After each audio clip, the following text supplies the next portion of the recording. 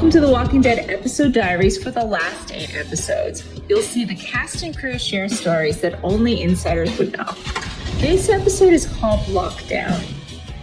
The title refers to the fact that our characters that are in the Commonwealth are experiencing their first ever lockdown drill.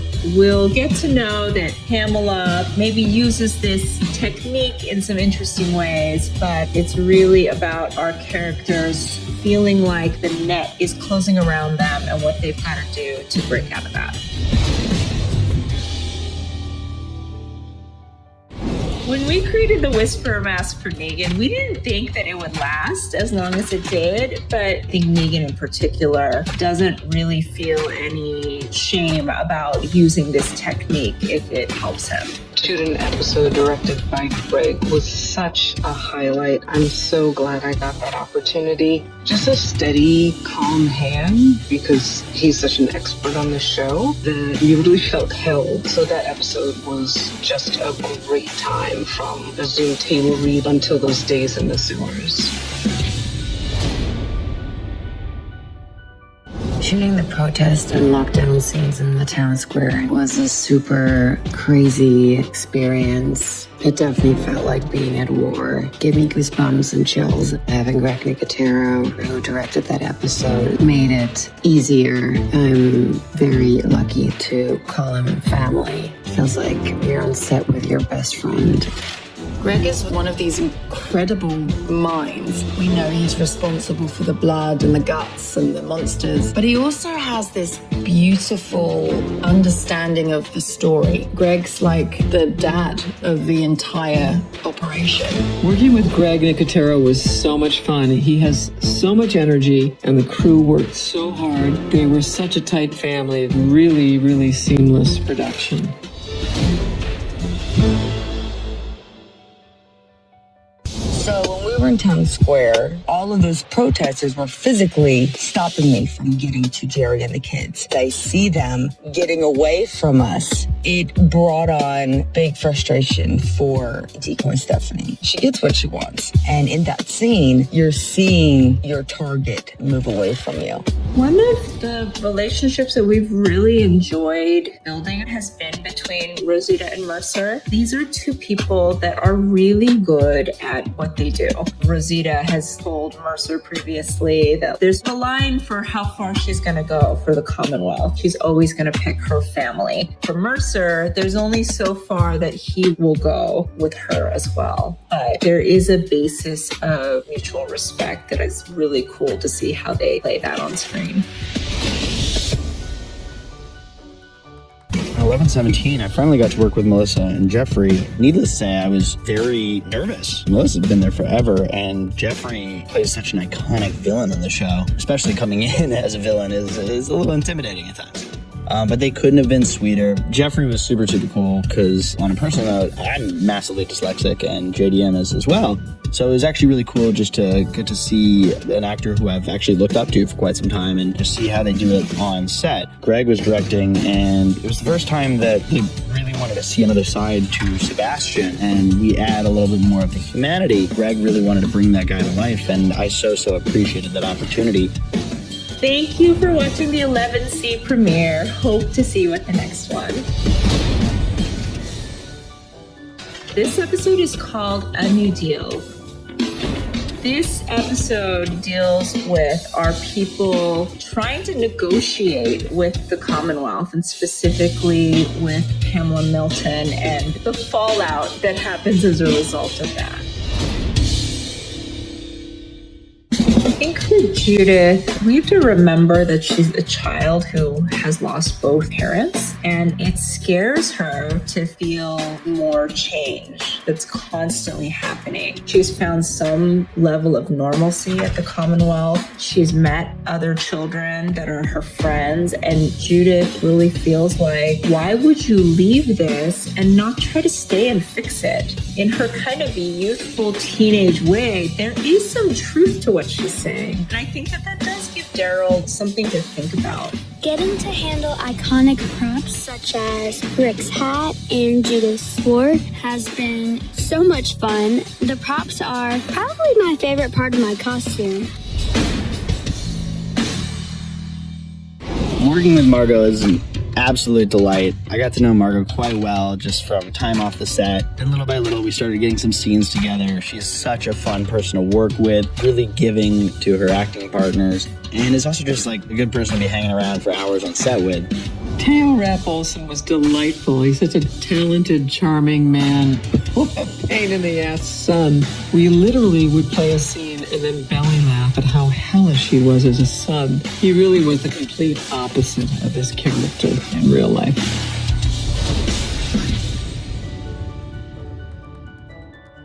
That day, or the several days, was amazing because you have, hundreds of moving pieces here with hundreds of people running around, and we're having to highly choreograph what's supposed to look like chaos.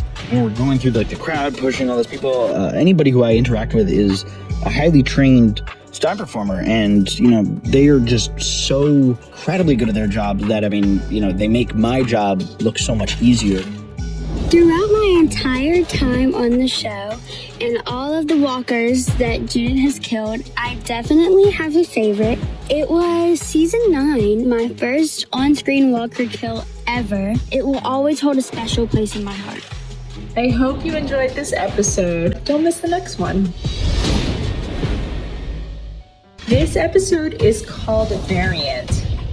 We're dealing with a different variety of walker than we've seen in a very, very long time. If you remember all the way back to the first season, Morgan's wife would turn the doorknobs. We saw walkers climbing chain link fence, picking up rocks, but we went away from that on the show for a really, really long time. We thought that it would be interesting to open the door to that, building to the fact that we don't know everything about the world out there and what dangers lurk ahead of us.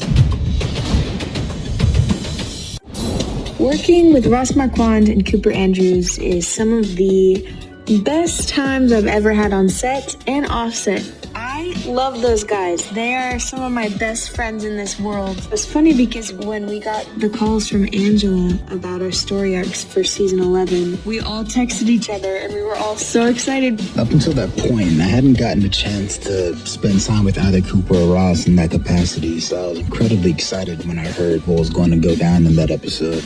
I heard a lot of stories about how fun it is to work with them and how hilarious they both were. And they completely exceeded that hype. I don't think I had more fun shooting on any one episode than I did on this one.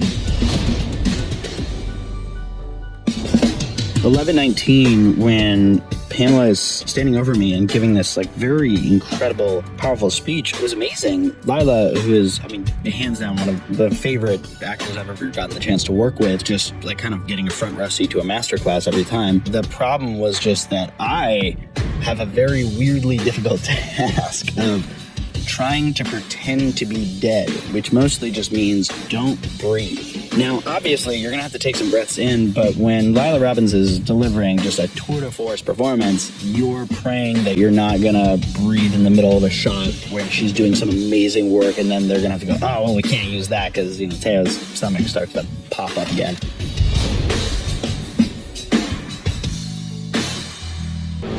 The scene where I bring Sebastian into the jail cell with Josh was probably the most intense for me. Nicotero was on the set and guided me to look at my son with such ambiguity, as he was indeed still my son, who I'd lost, but also a terrifying walker. Teo, as Sebastian, was brought into the jail cell and had to do his walker routine. Very scary. They look so real. Walker Sebastian. Yeah, when I read that in there, I was actually pretty stoked because I feel like I got the full circle treatment on The Walking Dead. Got a zombie killing, get a gruesome death, and best of all, I get to be a walker. And then my personal claim to fame is that all the walker sounds were of my own creation, assuming that they made it into the final cut. Working with Michael is truly a blessing. I can't think of anyone else I would want to go on this journey with but him. He's a very giving scene partner and an amazing human being. When we're shooting, we always ask each other, do you need anything from me in the scene? Which means that we're asking each other what we can do to help make the scenes we're shooting the best they can be. Those things are truly a sign of a good scene partner. Yeah, I think everyone was feeling the excitement of introducing a new mystery into the storyline, and it was really great to be able to interact with walkers with that level of responsiveness. I hope you enjoyed this episode. Don't miss the next one.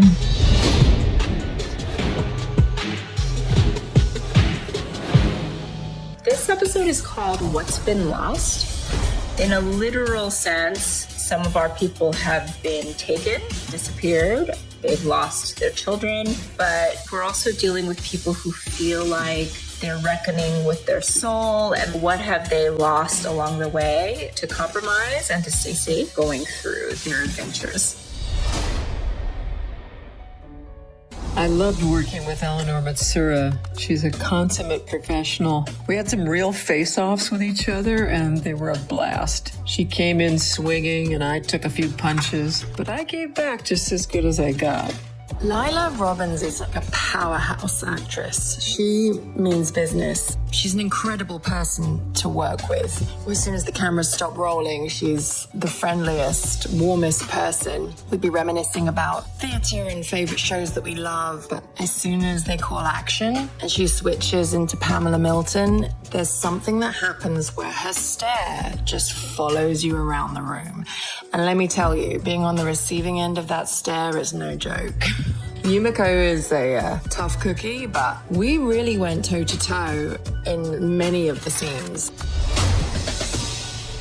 I was so excited to work with Aisha. One of my favorite memories was the way she directed Lauren Ridloff and I in our scene in this hospital janitor's closet. We revert to one of our group's superpowers, which is being able to communicate in ASL. Obviously, Lauren is the master at that. She's so patient with me and has guided me so well to make sure that our conversations were authentic, no words, just pure ASL. What an incredible weapon to have as a survivor in these times.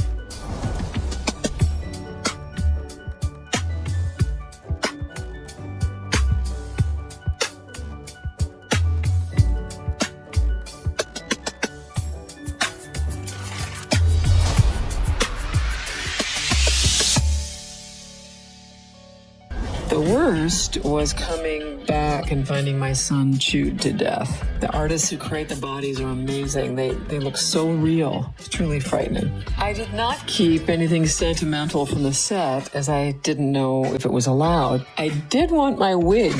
God knows it itched like crazy in the summer with wearing wool and boots in 95-degree weather, but such heaven taking that puppy off at the end of the day.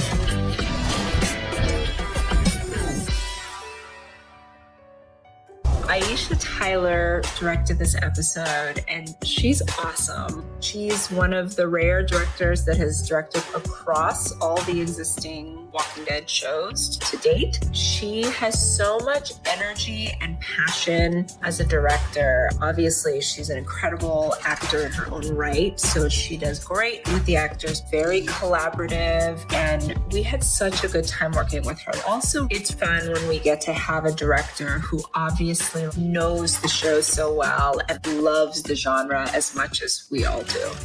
I hope you enjoyed this episode. Don't miss the next one.